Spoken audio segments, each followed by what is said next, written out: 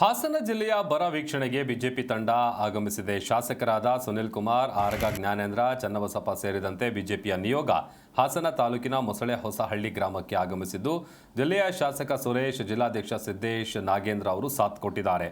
ಸುಳಿ ರೋಗದಿಂದ ನಾಶವಾಗಿರುವಂತಹ ಜೋಳದ ಬೆಳೆಯನ್ನ ಈ ತಂಡ ವೀಕ್ಷಿಸಿದೆ. ಹೊಳೆನರಸೀಪುರ ತಾಲೂಕಿನ ಹಳ್ಳಿ ಹಾಗೆಯೇ ಮೈಸೂರು ಹೋಬಳಿ ಹಾಸನ ತಾಲೂಕು ಗೊರೂರು ಜಲಾಶಯವನ್ನು ಕೂಡ ಈ ತಂಡ ಪರಿಶೀಲನೆ ನಡೆಸಲಿದೆ. ಬಿಜೆಪಿ ಬರ ವೀಕ್ಷಣೆಗೆ ಬಂದಂಥ ಸಂದರ್ಭದಲ್ಲಿ ರೈತ ಮಹಿಳೆ ಆಕ್ರೋಶಗೊಂಡಿರುವಂಥ ಪ್ರಸಂಗ ನಡೆದಿದೆ.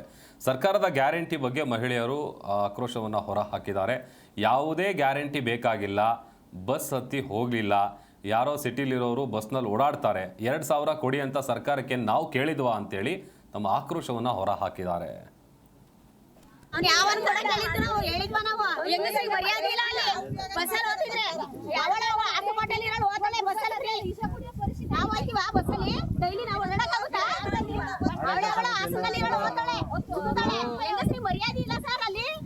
ಬಸ್ ಹತ್ತಕ್ ಹೋದ್ರೆ ಅವ್ನು ಯಾಕೆ ಕೊಟ್ಟ? ನಮಗೆ ಫ್ರೀ ಕೊಡಿ ಅಂತ ನಾವು ಕೇಳಿದ್ವಾ?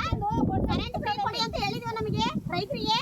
ಬಿತ್ತೆ ಯಾವ್ದೋ ಬಿತ್ತೆ ಕಳಬಿತ್ತೆ ಕೊಡೋದು ಹಿಂಗಾಗೋದು. ನಮ್ಮ ರೈತರು ಹಾಳಾಗೋಗ್ಯಾರೆ.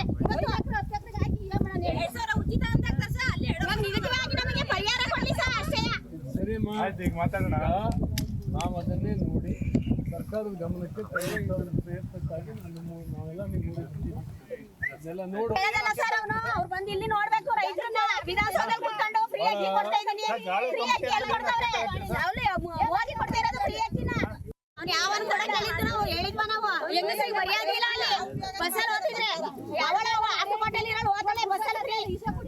ನಾವು ಹೋಗ್ತೀವ ಬಸ್ಸಲ್ಲಿ ಡೈಲಿ ನಾವು ಓಡಾಡಕ್ಕಾಗುತ್ತಾ? ಅವಳ